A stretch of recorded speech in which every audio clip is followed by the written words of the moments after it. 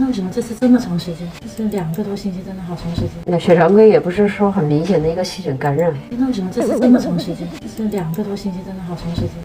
你跟那个鼻窦炎有关系啊？那你看能不能叫他自己把搞出来了？让他坐在那里吧，头低位，看能不能鼻窦里的鼻涕能不能流点出来。